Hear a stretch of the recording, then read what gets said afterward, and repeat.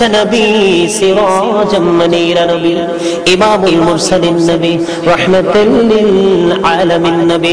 ওনার নূরানি জবান মুবারক দ্বারা তিনি বলে দিয়েছে, বন্ধু হাদিস শরীফ খুলে খবর পেয়ে গেলাম, আল মারওয়াতু ইযা সাল্লাত খামসাহা, যে স্ত্রী লোক 5 ওয়াক্ত নামাজ পড়বে, ওয়া সামাত শাহরাহা, রমজান মাসে রোজা রাখবে, আহসানাত ফারজাহা, লজ্জাস্থানের হেফাজত করবে, আতাআত বালাহা, স্বামীর কথা মেনে চলবে, ফাতাদখুলু মিন আইয়াবিল জান্নাতি শাআত।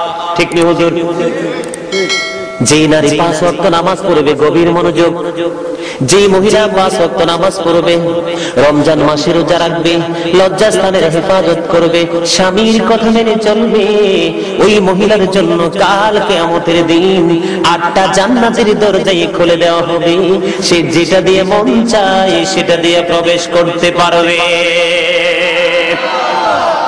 আওয়াজ দিয়ে বলেন না সুবহানাল্লাহ। ও বন্ধু, গভীর মনোযোগ। আমি আমার মা, আমি আমার বোনদেরকে ডেকে ডেকে বলবো, আমার নবী বলে দিয়েছেন কি মধুর খবর, যে 5 ওয়াক্ত নামাজ পড়বে, রমজান মাসে রোজা রাখবে, লজ্জাস্থানকে ডেকে রাখবে, হেফাজতে রাখবে, স্বামীর কথা মেনে চলবে, সেই মহিলার জন্য 8টা জান্নাতের দরজাই খোলা থাকবে। সে যেটা দিয়ে মন চায় সেটা দিয়ে প্রবেশ করতে পারবে, তাকে কেউ আটকাবে না। মা বোনদের জন্য নিয়ামতের খবর কিনা? কথা বলেন, মা বোনদের জন্য নিয়ামতের খবর কিনা? বন্ধু, হাদিস শরীফ খুলে খবর পেয়ে গেলাম, আমার এই বাংলার জমিনে অসংখ্য স্বামী আছে বিদেশের জমিনে। ঠিক কিনা বলেন? আমার এই বাংলার জমিনে অসংখ্য মানুষ আছে বিদেশের জমিনে। বন্ধুরা আমার, তাদের যে স্ত্রীরা আছেন, আমার মা বোনেরা আছেন, তাদেরকে ডেকে ডেকে বলবো, আমার নবী খবর জানিয়ে দিয়েছেন, যাদের স্বামী বিদেশে আছে তারা যেন সাজসজ্জা না করে, তারা যেন সুন্দর জামা না পরে, তারা যেন সুন্দর করে সেজে গুজে, তারা যেন সুন্দর করে সেজে গুজে নতুন জামা কাপড় পরে, পেন্সিল শু পরিয়া তারা যেন অন্য কোনো বেগানা পুরুষের সামনে না যায়। আওয়াজ দিয়ে বলেন না সুবহানাল্লাহ। বন্ধু, গভীর মনোযোগ। আমার মা আছে, আমার বোন আছে, আমার চাচি আছে, আমার জেঠি আছে, আমার খালা আছে, আমার ফুফু আছে। ও বন্ধুরা আমার, মানুষের রিজিকের পাশাপাশি তার চরিত্র পর্যন্ত আমার আল্লাহ ভাগ করে দিয়ে দিয়েছে। একজন মানুষ যদি ভুল পথে চলে, আমি তাকে আদর করে, ভালোবেসে, মায়া করে সঠিক পথে নিয়ে আসবো। ঠিক কিনা বলেন? আমার বোনেরা, আমি সবার পায়ে ধরে বলবো গো, আমার বানানো কোনো গল্প নেই, হাদিস শরীফ থেকে কালেক্ট করেছি। যার স্বামী বিদেশে, ও বন্ধু, একটা নারীর সবকিছু তার স্বামীর জন্য, পৃথিবীর আর কারো জন্য নয়। ঠিক না বলেন? বন্ধু, আমার নবী বলেছেন, স্বামীর পায়ের নিচে স্ত্রীর জান্নাত। তার মানে হলো, যে স্ত্রীটা তার স্বামীকে সন্তুষ্ট রাখতে পারবে, যেই মহিলা তার স্বামীকে আপন করে নিতে পারবে, যে নারীটা স্বামীকে জীবনের চেয়ে বেশি ভালোবাসতে পারবে, ওই স্ত্রীর জন্য জান্নাত বাজে। আমি হাদিস শোনাইতেছিলাম রে, আমার নবী বলেছে, যাদের স্ত্রী বিদেশে থাকে, বাহিরে থাকে, তোমরা সাজসজ্জা করিও না, সাজগোজ করিও না, সাজগোজ করে অন্য পুরুষকে তোমাদের রূপ তোমরা দেখাইও না, তোমাদের সাজগোজ দেখাইও না। আমার নবী বলেছে, স্বামী দূরে থাকা অবস্থায় কোন নারী যদি নিজেকে সংযম করে, নিজেকে কমপ্লেন করে, আড়াল করতে পারে, নিজেকে লুকায় রাখতে পারে রে, কাল কিয়ামতের দিন ওই নারীটাকে 16 বছরের যুবতী বানাই আমার আল্লাহ জান্নাতে দিবে। খবর মজার কিনা? কথা বলেন, খবর মজার কিনা? বন্ধু, স্বামীর জন্য নারীর সবকিছু, সে যদি তার রূপ গুণ সবকিছু কিছু আড়াল করতে পারে, তার জন্য নিয়ামতের খবর আমার নবী বলেছে। তোমার স্বামী কাছে নেই, তুমি নিজেকে আড়াল করেছো, নিজেকে গোপন রেখেছো, বেগানা পুরুষ তোমার দিকে তাকাইবার সুযোগ তুমি দাও নাই। আমি আল্লাহকে মেনেছো, আমি রাসূলকে মেনেছো, আমার আল্লাহ নির্দেশ মান্য করেছো। ওই নারীর জন্য আমি নবী জানাইয়া দিলাম, তার জন্য নিয়ামত, তাকে আমি আমার আল্লাহ 16 বছরের যুবতী বানাইয়া তাকে জান্নাতে প্রবেশ করাবে। আওয়াজ দিয়ে বলেন না সুবহানাল্লাহ। ও বন্ধু, তার স্বামী যদি আল্লাহওয়ালা হয়, তার স্বামী যদি ফরেজগার হয়, তাহলে তার স্বামীর সাথে তার পরকালেও থাকার সুযোগ মিলবে। যদি স্বামী আল্লাহওয়ালা না হয়, স্বামী যদি জান্নাতি না হয়, স্বামী যদি ফরেজগার না হয়, তাহলে দুনিয়ার স্ত্রীকে সে খুঁজে পাবে না। বিশ্বাস হয় কিনা? কথা বলেন হয় কিনা? কথা বলেন না হয় কিনা? বন্ধু, শুধু তাই নয় রে, একটা নারী 1 বছর নফল ইবাদত করার চাইতে, 1 বছর ইবাদত করার চাইতে স্বামীর সঙ্গে বসিয়া মহাব্বত করিয়া মিষ্টি আলাপ করতে করতে মাত্র 1 ঘন্টা, কয় ঘন্টা? মাত্র 1 ঘন্টা কোন নারী যদি, কোন স্ত্রী যদি মনে করে আমার স্বামী আমার সব, আমার স্বামী আমার সব, আমার স্বামী দুনিয়ারও নিয়ামত আখিরাতেরও নিয়ামত, ঠিক কিনা বলেন? কোন নারী যদি চিন্তা করে, আমার নবী বলে দিয়েছে, সে যদি 1 ঘন্টা যদি সে স্বামীর সাথে বসে মিষ্টি মিষ্টি আলাপ করে, দুজনের মধ্যে হাস্যোজ্জ্বল পরিবেশ তৈরি হয়। কোন স্বামী যদি পান খায়, সে যদি মহাব্বত করে স্বামীকে একটা খিলি পান বানাইয়া খাওয়ায়, ও বন্ধু, আমার নবী বলেছে ওই 1 ঘন্টা স্বামীর সাথে বসার কারণে 1 বছরের নফল ইবাদতের চাইতে দামি হয়ে যায়। আর একটু মহব্বতে পড়েন না সুবহানাল্লাহ। এগুলো জানার দরকার আছে কিনা? বন্ধু, এখন আধুনিকতার ছোঁয়ারে কবে জানি দুনিয়া ধ্বংস হয়ে যায়, কবে জানি আল্লাহর আসমানি গজব চলে আসে রে, আমাদের বড় ভয় হয়। বন্ধুরা আমার, এখনকার ঘরে ঘরে নারী, স্বামী ঘরে বসে থাকে, সে বাহিরে, ঠিক কিনা বলেন? বন্ধু, বাহিরে গেছে, আবার এতে কোনো দুঃখ নেই। বন্ধু গো, বাহিরে যাওয়ার সময় সে পেন্সিল একটা শু লাগাইছে, সে যখন হাঁটে বেগানা পুরুষ জানতে পারে যে একটা নারী হেঁটে যায়, পাতলা শাড়ি পরেছে, অসংখ্য অগণিত পুরুষ তার দিকে দুষ্ট নজরে তাকিয়েছেন, নোংরা নজরে তাকিয়েছে, ঠিক কিনা বলেন? বন্ধু আমার নবী যখন মেরাজে গেলেন, জান্নাত পরিদর্শন করেছে, জাহান্নাম পরিদর্শন করেছে, আমার নবী জাহান্নামের দিকে তাকায়া দেখে বেশিরভাগই নারী, আর জান্নাতের দিকে তাকায়া দেখে বেশিরভাগই পুরুষ। এবার জিব্রাইলকে প্রশ্ন করলো, জিব্রাইল, এই যে নারীগুলো জান্নাত জাহান্নামের মধ্যে দেখা যায়, বড় কষ্টের মধ্যে আছে রে জিব্রাইল, এই নারীগুলো কারা? জিব্রাইল ডাক দিয়ে বলে দিয়েছেন, ইয়া রাসূলুল্লাহ, ইয়া হাবিবাল্লাহ, নবী গো, এই যে নারীগুলো আপনি দেখতে পাচ্ছেন, এই নারীগুলো হলো বেপরদাশীল নারী। আওয়াজ দিয়ে বলেন না নাউযুবিল্লাহ। কেন রে জিব্রাইল, এই নারীগুলোর এই ভয়ঙ্কর অবস্থা কেন রে জিব্রাইল?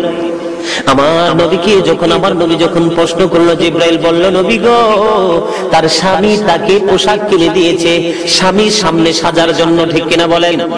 বন্ধু, আমি বানাই কোনো গল্প বলার অভ্যাস আমার নাই, কারণ কোরআন হাদিসের প্রমাণে হিসাব কিন্তু আমার আল্লাহ আমার কাছ থেকে নিবে। এখন চাইয়া দেখেন, স্বামী ঘরে থাকে, স্বামী অফিসে থাকে, স্বামী তার বিজনেস নিয়ে থাকে, বন্ধু আমার মা বোনেরা পাতলা পাতলা শাড়ি পরিয়া শপিং কমপ্লেক্সে যাচ্ছে, সে অন্য পুরুষকে, অন্য পুরুষের কাছে নিজেকে প্রেজেন্ট করছে, অন্য যুবকদের মনে কুমন্ত্রণা তৈরি করেছে। এবার জিব্রাইল বলেছে, ইয়া রাসূলুল্লাহ, এই নারী অন্য পুরুষের জন্য পাগল ছিল, এই জন্য আল্লাহ রাব্বুল আলামিন তাকে নিকৃষ্ট আযাবের মধ্যে বহাল রেখেছে। আওয়াজ দিয়ে বলেন না নাউযুবিল্লাহ। বন্ধু, আমি আমার মা বোনদেরকে ডেকে ডেকে বলি গো, এই মুকসার কেন্দ্রীয় দোতলা জামে মসজিদের আশেপাশের মানুষ, আমার মা, আমার বোন, আমার চাচি, আমার জেঠি, আমার খালা, আমার ফুফু, আমার দাদি, আমার নানি, আমি সবাইকে ডেকে ডেকে বলবো, হৃদয়ের জানালা খুলে তোমরা সবাই শুনে নাও, কেউ ঘুমাইও না। আমার নবী খবর জানিয়ে দিয়েছে বন্ধু, বড় কষ্ট লাগে, না জানি আমার মায়ের জন্য এই জাহান্নামী পোশাক আমার আল্লাহ রেডি করেছে।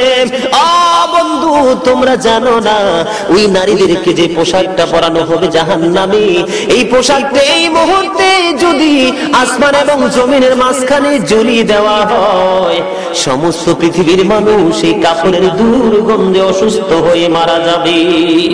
আওয়াজ দিয়ে বলেন আল্লাহু আকবার, আর একটু মহব্বতে পড়েন আল্লাহু আকবার। বন্ধু একটা নারীর জন্য স্বামী এত বড় নিয়ামত। আমার রাসূল বলে দিয়েছেন, স্বামী যদি কোনো নারীকে ডাকে, কোন বউকে যদি কোনো স্বামী ডাকে, আর স্ত্রী যদি চুলার উপর দুধের পাতিল বসায়, কি বসায়? দুধের পাতিল। বন্ধুরা আমার, আপনি যত কিছুই চুলার মধ্যে রান্না করবেন, সবচেয়ে রিক্সের রান্না হলো দুধ। আপনারা দুধ জাল দিছেননি কেউ? বন্ধুরা আমার, আমি আপনাদেরকে ছোট্ট একটা গল্প বলি। গল্পটা হলো 2 লাইনের গল্প। আমরা কিন্তু আমার মায়ের উদর থেকে 6 ভাই জন্মগ্রহণ করেছি দুনিয়াতে। আমার কোনো বোন ছিল না। বন্ধু এমন কোনো কাজ নাই স্কুল কলেজের পাশাপাশি মায়ের সাথে করি নাই, এমন কোনো কাজ নাই। মানুষ শুনলে লজ্জার কিছু নাই বন্ধুরা আমার। আমার যেহেতু বোন নাই, আমার মা একা একা পারতো না। যত কাজ বন্ধু সবচেয়ে বেশি মাকে সহযোগিতা করেছি আমি। আমার মনে হয় মায়ের দোয়ায় আজকে পৃথিবীর জন্য তারকা বানাইছি, ঠিক কিনা বলেন? বন্ধু মা এত বড় নিয়ামত। বন্ধুরা আমার, আমি দুধও কিন্তু জাল দিয়েছি। দুধ যদি একটু উতরায়, একটু যদি ধেয়ে উঠে, দুধকে রাখা যায় না।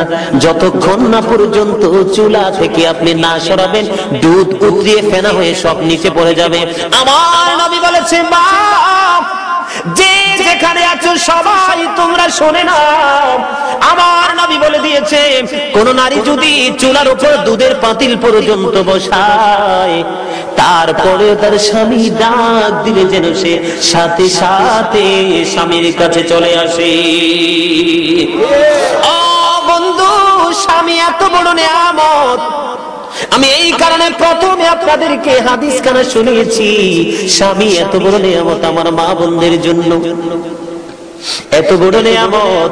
আমার রাসূল বলেছে, কোন স্বামীর শরীর থেকে যদি রক্ত বের হয়, পুজ বের হয়, বিষাক্ত কোন রক্ত পুজ যদি বের হয়, একটা স্ত্রী যদি তার স্বামীর এই রক্ত পুজ গুলো যদি তার জিহ্বা দিয়ে চেটে চেটে পরিষ্কার করে, তারপরেও স্বামীর ঋণ শোধ হবে না। এত মহব্বতে পড়েন না সুবহানাল্লাহ, আর একটু মহব্বতে পড়েন না সুবহানাল্লাহ। মহব্বতে বললে সুবহানাল্লাহ অনেক মজা হয় না? কি একটা স্ত্রী যদি কি করে, সে যদি জিহ্বা দিয়ে তার স্বামীর এই রক্তগুলো ময়লাগুলো পরিষ্কার করে, তারপরেও তার স্বামীর ঋণ শোধ করতে পারবে না, ঠিক কিনা বলেন? এই বিশ্বাস আমাদের আছে কিনা? আপনারা করলে করবেন, না করলে নাই বন্ধু, এর মধ্যে বিন্দু পরিমাণ কোন সন্দেহ নাই। বন্ধু মজার একটা খবর শুনেন, স্বামীর জন্য নারীর জন্য স্ত্রী, স্বামী স্ত্রীর জন্য স্বামী কত বড় নিয়ামত। বন্ধুরা আমার, কত বড় নিয়ামত একটা স্বামী, একটা স্ত্রীর জন্য একটা স্বামী। বন্ধুরা আমার, এক বৃদ্ধ বুড়িমা, তিনি কি করলেন, তার মেয়ে মারা গেছে, বিয়ের পরে তার মেয়েটা মারা গেছে। বিয়ের পরে যখন তার মেয়েটা মারা গেল, গভীর রজনীতে তার মা বুড়িমা স্বপ্নে দেখেছে তার মেয়ের মাথার মধ্যে লোহার পেরেক পিটাইয়ে পিটাইয়ে ফেরেশতারা বসায়। কি লোহার পেরেক পিটাইয়া পিটাইয়া তার মাথার মধ্যে বসাইতেছে। ও বন্ধু, তার হাতের মধ্যে বন্ধু আগুনের বেরি পড়িয়েছে, হাত করা পড়ে আছে, আর তার পায়ের মধ্যে আগুনের শিকল পড়িয়েছে। কে দেখেছে? যে নারীটা মৃত্যুবরণ করেছে, তার গর্ভধারী মা। তার মা স্বপ্ন দেখেছে তার মেয়ে খুবই ভয়ঙ্কর অবস্থায় আছে, খুবই দুর্দশায় আছে। ও বন্ধু, সে তার মেয়ের সাথে স্বপ্ন যুগে কথা বলল। তার মেয়ে যখন তাকে তার মা যখন তাকে প্রশ্ন করলো, তোমার এই অবস্থা কেন?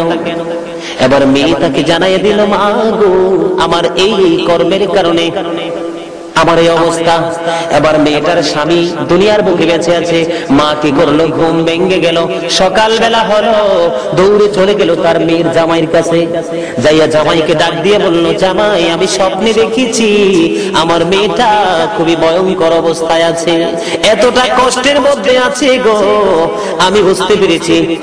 এবার তার স্বামী উত্তর দিয়ে দিয়েছে সে কি কষ্টের মধ্যে আছে, আল্লাহ যেন তাকে আরো ভয়ঙ্কর আযাবের মধ্যে রেখে। আওয়াজ দিয়ে বলেন না নাউযুবিল্লাহ। কই কেন রে বাবা, সে দুনিয়ায় থাকতে আমার কলিজা জ্বালাইছে। কি করেছে?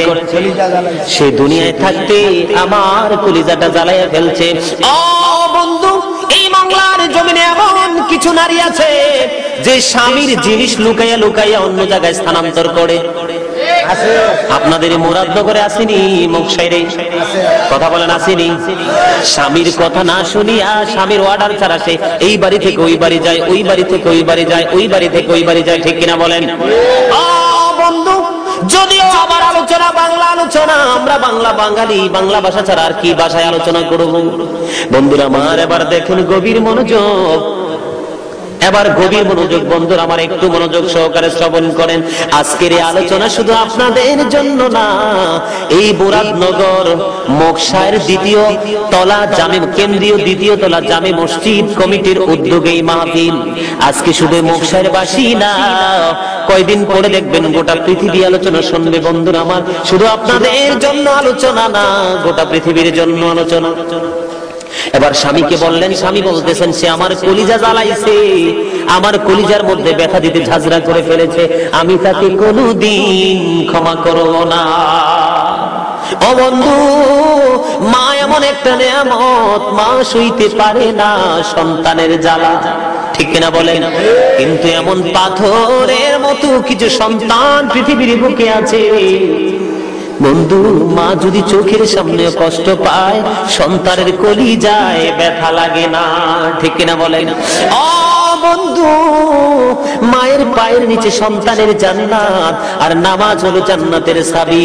তুমি আগে জান্নাত খুঁজে বের করো, তারপরে চাবির প্রয়োজন, তার আগে চাবির কোনো প্রয়োজন নাই। এবার বন্ধুরা আমার যখন তার কাছে বলল, সে বলতেছে আমি তাকে ক্ষমা করব না, আমার কলিজা সে জ্বালাইয়া ঝাঁঝরা করে ফেলছে, আমি কোনোদিন ক্ষমা করব না। ও বন্ধু, এই বুড়ি মা দৌড়াইয়া চলে গেল ওই যে আমার প্রাণের নবীর কাছে, আপনার প্রিয় নবীর কাছে, যাই রাসূলকে সালাম দিয়ে বললেন, ইয়া রাসূলুল্লাহ, ইয়া হাবিবাল্লাহ, নবী গো, এই ঘটনা, আমার মেয়েটা দুর্দশার মধ্যে আছে, আমি তার স্বামীর কাছে চলে গেলাম, সে বলেছে কোনোদিন ক্ষমা করবে না। বন্ধু, এবার আমার মা যখন আমার রাসূলের কাছে নালিশ করলেন, এবার তার স্বামীকে ডাক দিয়ে বললেন, বন্ধুরা আমার স্বামীর কাছে যখন ডাক দিয়ে বললেন, তার স্বামীকে ডাকাইলেন, দেখানোর পরে আমার রাসূল তাকে সুন্দর করে বুঝিয়ে দিলেন। এবার সে বলে দিয়েছে, আমার সব ব্যথা দূর হয়ে গেছে নবী গো, আপনার নূরানী জবানের কথা শুনে আমি আমার স্ত্রীকে ক্ষমা করে দিয়েছি। স্বামী ক্ষমা করতে দেরি রে, তারে আযাব বন্ধ হইতে দেরি হয় না, সাথে সাথে জান্নাতি খাদেমারা তার সেবা শুরু করে দিয়েছে। এবার কেন করেছে এটা জানার দরকার আছে নি? কয়টা সাজা? মাথা দিয়ে লোহার পেরেক, হাতের মধ্যে হাত কড়ায় আগুনের কড়ায়া, এবং পায়ের মধ্যে আগুনের বেড়ি। বন্ধুরা আমার, তার কারণ হলো সে তার স্বামীকে কখনোই মূল্যায়ন করতো না। স্বামী যখন কোনো কথা বলতো সে এটাকে অবহেলা করতো, এটাকে সে অ্যাভয়েড করতো, এটাকে সে ঘৃণা করতো, এটা সে বলতেন না, স্বামীর কথা গ্রহণ করতেন না। 2 নাম্বার হলো স্বামীর কথা মান্য করে চুপে চুপে লুকাইয়া লুকাইয়া, আমরা বাংলা ভাষায় বলি এটাকে জোলা করছে, ঠিক কিনা কইনি? যে জোলা করেছে লুকিয়ে লুকিয়ে বন্ধু, সে তার স্বামীর অনুমতি ছাড়া তো অন্যত্রে তার সম্পদ স্থানান্তর করেছে, মানুষকে তার স্বামীর অনুমতি ছাড়া এজন সেজনকে দিয়ে দিত। ও বন্ধু, 3 নাম্বার সাজা হলো স্বামীর অনুমতির অপেক্ষায় সে থাকতো না, স্বামীর অনুমতি ছাড়া এই বাড়ি থেকে ওই বাড়ি চলে যাইতো, ওই বাড়ি থেকে ওই বাড়ি চলে যাইতো, আত্মীয়র বাড়ি চলে যাইতো। মোট কথা আপনারা বুঝে নেবেন, তার চলার মধ্যে এতটাই দোষ ছিল বন্ধু, স্বামীকে সে কেয়ারই করে নাই। এই জন্য স্বামীর কথা অমান্য করে সে বিভিন্ন জায়গায় গিয়েছে, স্বামীর অনুমতি নেয় না, এই জন্য তার পায়ের মধ্যে আগুনের বেড়ি পড়িয়ে দেওয়া হয়েছে।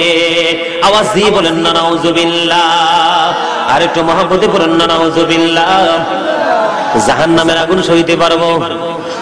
জাহান্নামের আগুন মাবুদ সইতে পারবো না,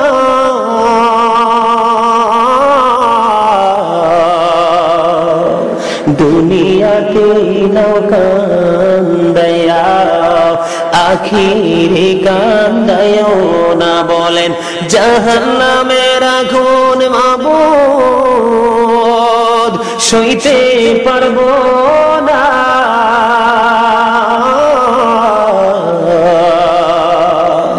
দুনিয়াতে কান্দায়া নাও আখিরে কান্দায়ও না। জোরে জোরে বলেন না মারহাবা, ঠিক কিনা বলেন? বন্ধু আযাব কেমন করে সইবে আমার মা বোনেরা, কেমন করে তারা সহ্য করবে? বন্ধুরা আমার, বন্ধুরে আমার, আল্লাহ কোরআনে জানিয়ে দিয়েছেন লা ইয়ামুতু, যতই কষ্ট পাবো সেদিন আমরা মরতে পারবো না। হুজুর ঠিক আছে নি? লা ইয়ামুতু, সেদিন মরা মৃত্যু হবে না, ফিহা ওয়ালা ইয়াহইয়া, সেদিন বাঁচতেও পারবো না, ওমা হুম আনহা বিগাইবিন, সেদিন চাইলে কেউ জাহান্নাম থেকে পালাইতেও পারবে না। ও বন্ধু, দুনিয়ার কষ্টের পরে মরণ হয়, মরণের পরে কবরে রাখা হয়, কিন্তু পরকালে তো ভয়ঙ্কর, না হবে মরণ, না হবে জীবন, না পারবো আমরা পালিয়ে যেতে। ঠিক কিনা বলেন? আমার সাথে একমত কিনা? একমত না হইলেও কিছু করার নাই, কোরআন থেকে দলিল। ঠিক কিনা বলেন? কি থেকে দলিল? ও বন্ধু, নারীদের ইজ্জত কত বেশি রে, নারীদের সম্মান কত বেশি। স্বামীর সাথে মিলনের মাধ্যমে মা বোনদের, মায়েদের ওদরে কি আসে? সন্তান আসে। ঠিক কিনা বলেন? স্বামী স্ত্রীর মিলনের পরে ও বন্ধু মায়ের গর্ভে সন্তান আসে। সন্তান যখন আসে একটা মায়ের কষ্ট হয়, অনেক বেশি কষ্ট হয়। একজন মানুষের মাঝে আরেকজন মানুষ ধীরে ধীরে বড় হচ্ছে, অনেক বড় কষ্ট। এই কষ্টের কারণে বন্ধু 1 বছরের রোজার সমান দাম তার আমল নামার মধ্যে। জোরে জোরে সুবহানাল্লাহ। কথা বুঝেন নাই? আপনি নফল নামাজ পড়লে, রোজা রাখলে যে সওয়াব হইতো, ওই মাকে আল্লাহ রাব্বুল আলামিন খুশি হয়ে সেই সওয়াবের অংশীদারি করে দেয়। সন্তান যখন প্রসব হয়, প্রসব বেদনা সহ্য করে মা যখন দুনিয়ার বুকে সন্তান আনে, আল্লাহর ওয়ালারে সন্তান আসে, এই মায়ের আমল নামায় কোনো গুনাহ থাকে না। মা যখন রাত্রে জেগে জেগে বসে বসে সন্তানকে দুধ খাওয়ায়, ঠিক কিনা বলেন? সন্তানকে দুধ খাওয়ায়, প্রত্যেকটা দুধের ফোঁটার বিনিময়ে তার আমল নামায় একটা একটা করে নেক জমা হয়ে যায়। বন্ধু আমার, মা বোনদের জন্য নিয়ামতের খবর। কোন নারী যখন তার স্বামীর সেবা করে, তার শ্বশুর শাশুড়ির সেবা করে, তার সন্তানের সেবা করে, আমার নবী বলেছে এই পরিশ্রমের কারণে তার আমল নামায় একটা সদকার সওয়াব দেওয়া হয়। নারীদের লাভ বেশি না কম? কথা বলেন। আমি বলে দিই, আমার মা বোনেরা যদি একটু যদি পর্দা করে নিজের লজ্জাস্থান দেখে যদি চলতে পারতো, তাহলে আমার মা বোনদের জন্য জান্নাত একেবারে সহজ। ঠিক কিনা বলেন? এখন আমার মা বোনেরা, বন্ধুরা আমার, গর্ভে যখন সন্তান আসে, তারা বন্ধুরা আমার নিজে চোখে দেখেছি, আত্মীয়ের মধ্যে ডাক্তার ডেট দিয়েছে, ডেটের আগে যাইয়া হসপিটালে ভর্তি। নাউজুবিল্লাহ। কিসের আগে? কথা বলেন। ডেটের আগে হসপিটালে যাইয়া ভর্তি। ও বন্ধু, কি করে ডাক্তার কি করে তাকে সিজার করে দেয়, তার বডির মধ্যে ইনজেকশন মেরে দেয়। তারা জানে না সাময়িক কষ্ট থেকে বাঁচার জন্য বন্ধু তারা চিরদিনের জন্য গ্লানি বয়ে এনেছে। ঠিক কিনা বলেন? বন্ধুরা আমার, বলতেছিলাম মা বোনদের যে করণীয়, স্বামীর কথা অমান্য করে সে চলে গেল, জাহান্নামের আযাব ভোগ করতে শুরু করলো। বন্ধুরা আমার, রাসূলের জামানায় মদিনাতুল মুনাওয়ারার একটা ছোট্ট ঘটনা। বন্ধুরা আমার, তার স্বামী তাকে যতদিন পর্যন্ত বাহিরে থাকবে, যতদিন পর্যন্ত সফরে থাকবে, সবগুলো আয়োজন করে দিয়ে স্ত্রীর কাছ থেকে স্বামী চলে গেছে। বন্ধুরা আমার, স্বামী চলে যাওয়ার সময় স্ত্রীকে বলে গিয়েছে, আমি যা কিছু করব, আমি যা কিছু বলবো সব মেনে নিতে হবে। এর মধ্যে আমি চলে যাব, আমার বাড়িতে যে কাজের লোক রেখে গেছি তার কথা মতো তুমি চলতে হবে। বলে, কেমন কথা মতো চলবো? আমি তোমার জন্য সব কিছুর ব্যবস্থা করে গেলাম, আমি ফিরে না আসা পর্যন্ত আমার আঙ্গিনার বাহিরে তুমি যাইতে পারবা না। আমি কাজের লোক রেখে গেলাম, প্রয়োজন হলে তুমি তাকে ব্যবহার করবে মিডিয়ার মাধ্যমে, কিন্তু তুমি ঘর থেকে বাইরে যেতে পারবা না। বন্ধুরা আমার, স্বামীর কথা, এই ধন্য নারী, সৎ নারী, আল্লাহ ওয়ালা নারী, তিনি স্বামীর কথা সাদরে গ্রহণ করে নিয়েছেন। স্বামী গো, আপনি ফিরে না আসা পর্যন্ত আমি আমার আঙ্গিনা ওভারটেক করব না। গল্প শুনে নেন, আমি আমার মা বোনদেরকে বলবো, ওই মহিলা, ওই আমার মায়ের কিয়ামতের খবর। আপনি স্বামীকে ওভারটেক করেছেন, স্বামীকে অমান্য করেছেন। বন্ধুরা আমার, এই যুগে ম্যাক্সিমাম পুত্রবধূর কাছে শ্বশুর শাশুড়ি মনে হয় শুকনা কলা পাতা। আমার কাছে মনে হয় আপনাদের এই এলাকার বউরা অনেক ভালো। হ্যাঁ, ভালো না? ভালো, এই জন্যই আপনারা জিটা আসতে কইছেন। আমার গ্রামে এরকম পুত্রের বউ আছে, শ্বশুর 2 দিন পরে মারা গেছে, শ্বশুর 2 দিন পরে মারা গেছে। বউয়ের কাছে, বড় বউ ছিল কাছে, বউর কাছে পোলাও খাইতে চাইছে, কইছে পোলাও চাল কেনার মতো টাকা নাই। এর পরের দিন রাত্রে শ্বশুর মারা গেছে, যে লোকটাকে আমি সবচেয়ে বেশি ভালোবাসতাম, তার টাকার প্রয়োজন হলে তার ছেলেদের কাছে যাইতো না, আমার কাছে যে দাঁড়াই থাকতো। তখন আমি বুঝতে পারতাম তার কিছুর প্রয়োজন। আল্লাহ সাক্ষী, আজকের জান্নাতের বাগানকে সাক্ষী করে বলি, এই বর্তমান যুগে মা বাবা পুত্রবধূর জ্বালায় অস্থির।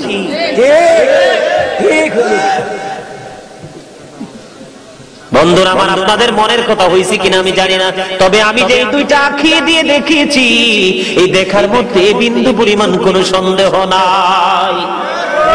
স্বামী তো থাক দূরের কথা, এই যুগের নারীদের কাছে, ম্যাক্সিমাম নারীদের কাছে মনে হয় শ্বশুর শাশুড়ি যেন শুকনো একটা কলা পাতা, এটাকে উড়াই দিলে চলে যাবে। আসলে সত্য, ছেলেটাও জানি কেমন হয়ে যায়, বিয়ের পরে ছেলেটাও মনে হয় মা বাবার প্রিয় শত্রু হয়ে যায়। ঠিক কিনা বলেন?